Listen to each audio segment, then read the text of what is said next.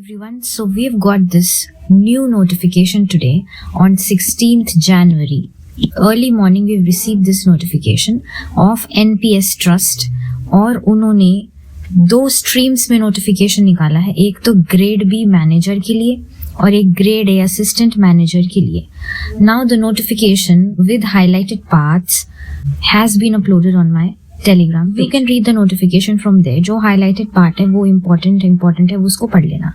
जो आप मिस कर सकते हो वो I'm going to tell you in this video.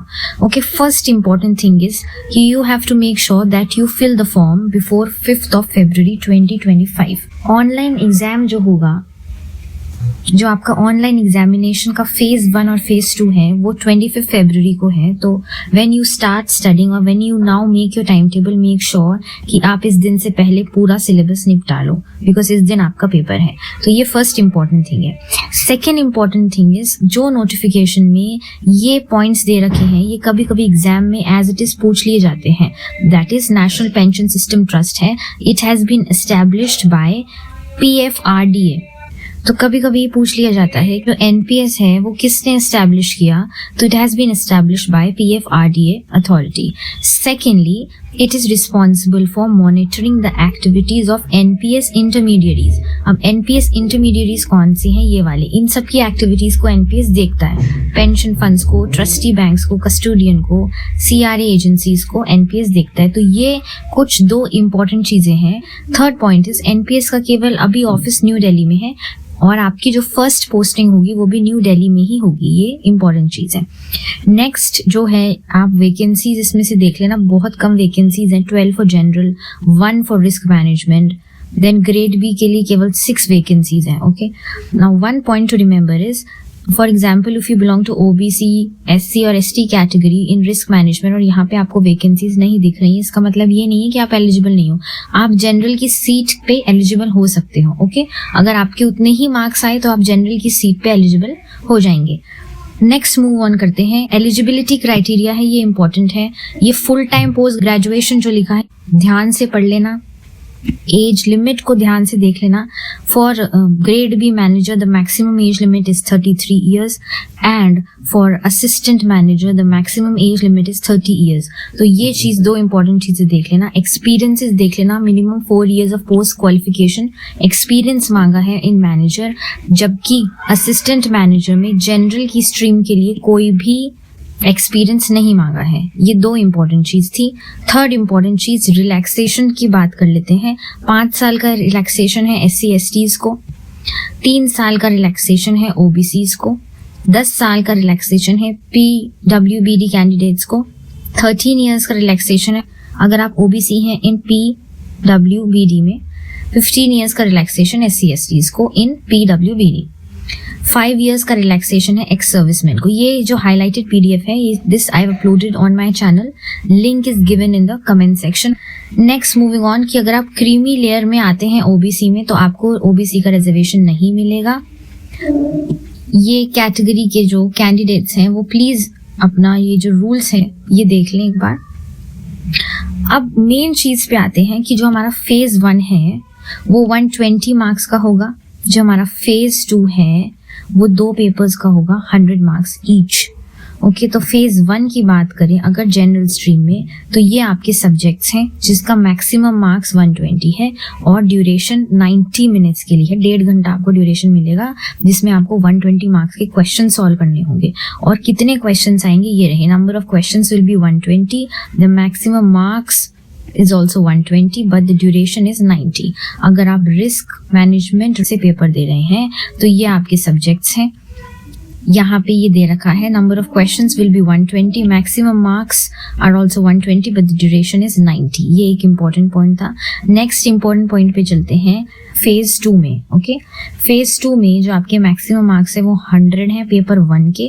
Paper 2 के आपके मैक्सिमम मार्क्स 100 हैं और जनरल स्ट्रीम में पेपर 2 के 100 हैं. ओके, तो सारी स्ट्रीम्स में पेपर 1 में 100 marks 60 minutes. Okay, risk management human resource में पेपर 2 में 100 मार्क्स का पेपर है. जनरल पेपर 200 मार्क्स का है. There will be negative marking of 1/4. Okay, 1/4 आपकी नेगेटिव मार्किंग होगी for marking incorrect answers in paper 2 of phase 2. Phase 2 में आपकी नेगेटिव मार्किंग होगी 1/4. There will be minimum cut off paper 1 paper 2 and aggregate cut off, separate cut off in each paper as well as aggregate cut off marks in phase 2. आपकी separate cut of भी होगी और aggregate cut off marks भी होगी phase 2 की. Phase 1 और phase 2 हैं, they shall be conducted on the same day. ये इंपॉर्टेंट पॉइंट है. फेज 1 और 2 दोनों सेम डे कंडक्ट किया जाएगा. फेज 1 में भी आपकी नेगेटिव मार्किंग होगी. नेक्स्ट मूव ऑन करते हैं कि जो वेटेज लिया जाएगा वो 50% फेज 2 का लिया जाएगा और 50% वेटेज आपका इंटरव्यू का लिया जाएगा. The most important point, okay, when you are going to apply for post, you can apply for only one post, either assistant manager or manager in one stream. अगर आप एक स्ट्रीम, फॉर एग्जाम्पल अगर आप general stream से apply कर रहे हैं तो आप या तो केवल असिस्टेंट मैनेजर के लिए अप्लाई कर सकते हैं या आप मैनेजर के लिए अप्लाई कर सकते हैं. आप केवल एक पोस्ट के लिए अप्लाई कर सकते हैं in one stream. Okay, this is an important part, इसको ध्यान से लेके चलना. नेक्स्ट पार्ट, ये पे एंड अलाउंसेस हैं, आप देख सकते हैं if you want to see. Zones आपको दे रखा है. ईस्ट जोन में कौन आता है, वेस्ट में, north, south and central zone में कौन आता है. ये इंपॉर्टेंट पॉइंट है. The posting shall be in new Delhi. आपकी पोस्टिंग न्यू दिल्ली में होगी, but you can be transfer to any location in India where NPS trust में open its offices in future. आपको प्रेफरेंसेस देने हैं अप टू 3 सेंटर्स. जब आप फॉर्म भरेंगे तो आपको 3 सेंटर्स तक के प्रेफरेंस देने हैं ऑनलाइन एप्लीकेशन में. ये इंपॉर्टेंट पॉइंट है. NPS trust will not make any arrangement for boarding and lodging of candidates. जो फीस है वो आपकी 1000 रुपए है if you belong to unreserved EWS and OBC. Women, SC, ST and PWD candidates के लिए कोई भी फीस नहीं है.